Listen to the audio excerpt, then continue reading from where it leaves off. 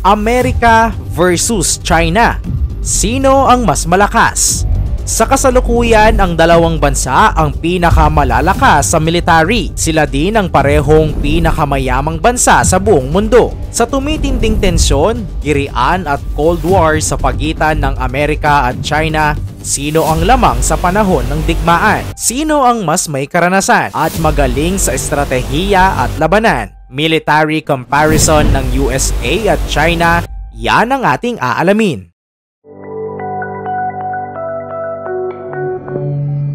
Military rank.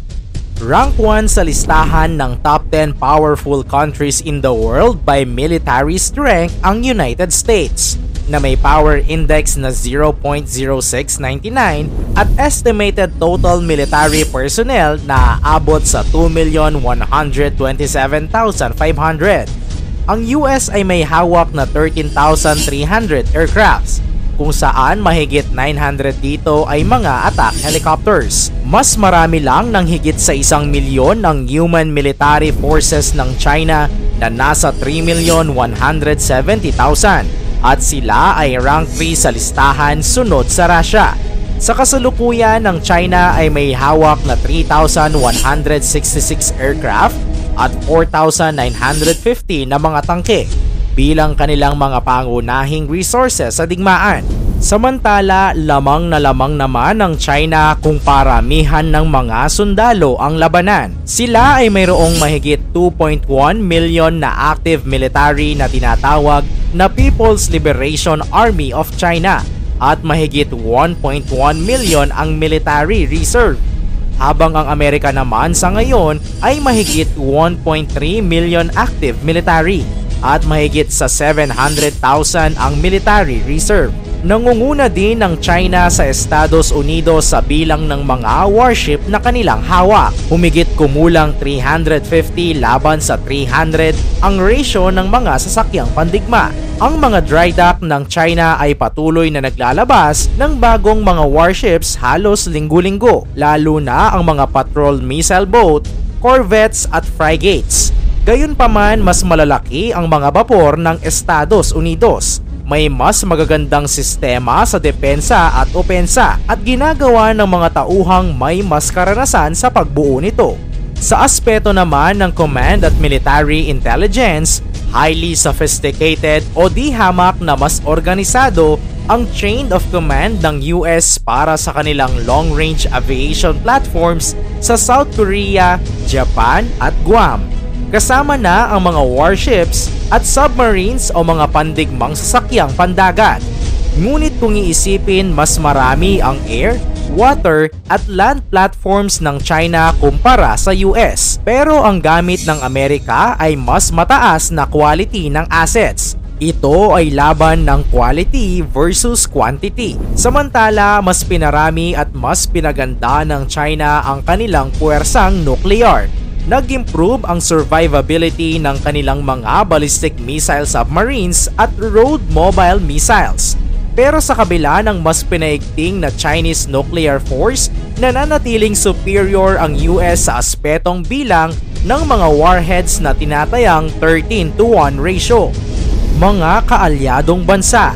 Matagal nang nararamdaman ng US na sila ay mas malaking advantage kumpara sa China kung pag-uusapan ang network ng kanilang alyansa, partnerships at mga kaibigang bansa sa buong mundo. Sa Asia, sila ay suportado ng Japan na may third largest economy, ng Australia na may mahuhusay na naval forces, South Korea, Singapore, Pilipinas, Indonesia at marami pang iba. Patuloy din nilang pinapalakas ang kanilang kooperasyon sa India sa tulong ng Quad Concepts o apatang alyansa ng US, Japan, Australia at India.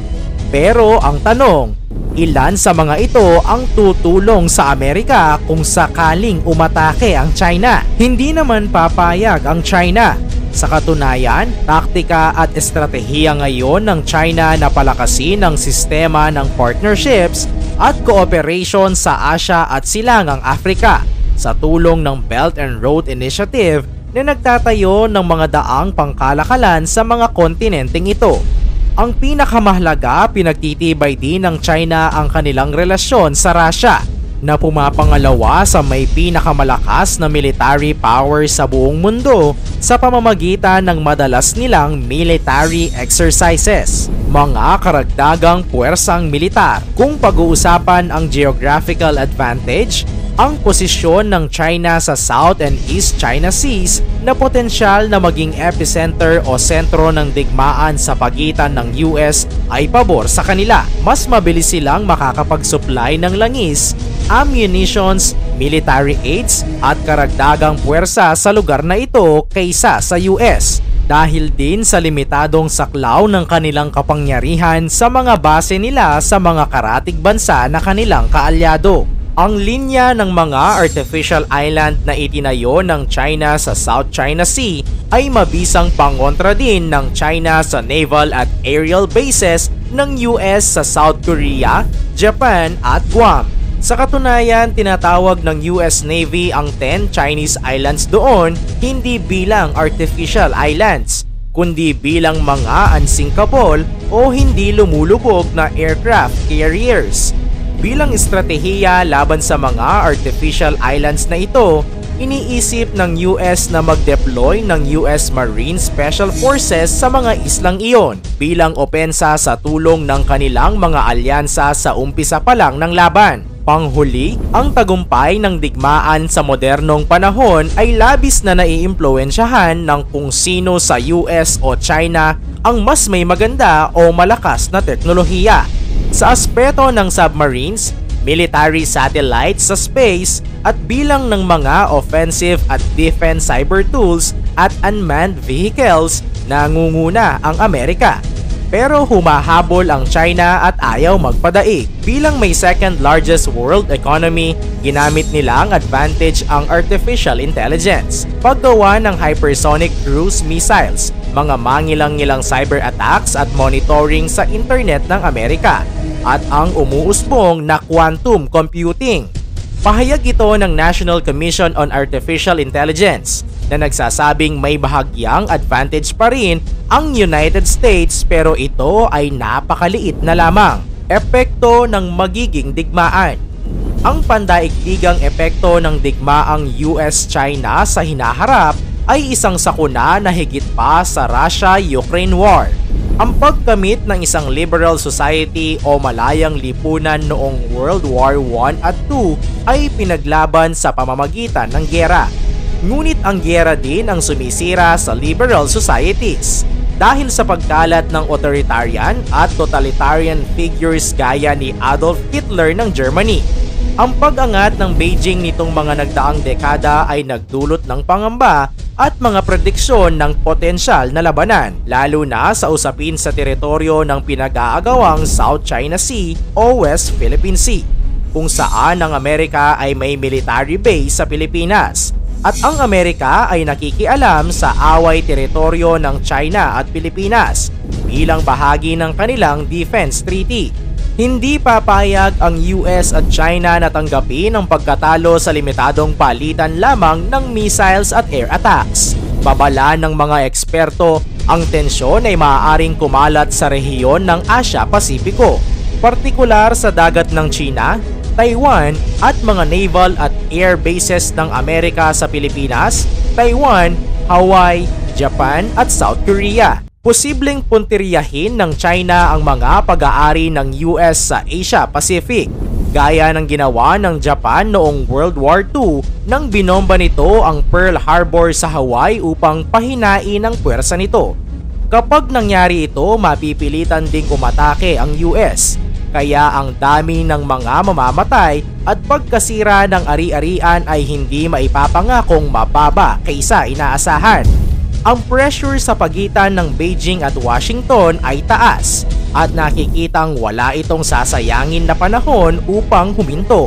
Ang paggamit ng nuclear weapons ng China at Amerika ay hindi rin imposible at ito ang magiging pinakamalalang sakuna sa kasaysayan ng mga digmaan. Inaasahan ding tatagal ang ganitong klaseng digmaan at makakaapekto sa kalakalan ng mga bansa na umaasa sa rutang pandagat sa Pasipiko. Kung sakali ito raw ang ituturing na first major conventional war sa modernong panahon sa pagitan ng dalawang bansang armado ng malalakas na nuclear weapons. Sa nakikitang mga datos, malaki ang posibilidad na manalo ang Amerika at mga allied countries nito. Kung bumagsak ang leader ng China, hindi tatanggapin ng mga Chinese ang resulta ng labanan. At gaya ng nangyari sa mga talo ng Germans pagkatapos ng World War I, posibleng sila ay magreorganisa o magpalakas ng puwersa at magsama-samang muli para sa isang layunin, isang rematch ng digmaan. Pero sa nakikita ng mga eksperto, hindi prioridad ng US ang gumastos ng bilyong-bilyong dolyar sa digmaan. Sa halip ay ilulunsad nila ang pagtaguyod ng kapayapaan sa umiinit na rehiyon ng Asia-Pasipiko. Malalamangan kaya sa hinaharap ng China ang USA sa armas pandigma? Handa kaya ang mundo sa pagdating ng World War III? Ikomento mo naman ito sa ibaba. Paki-like ang ating video. I-share mo na rin sa iba. Salamat at God bless!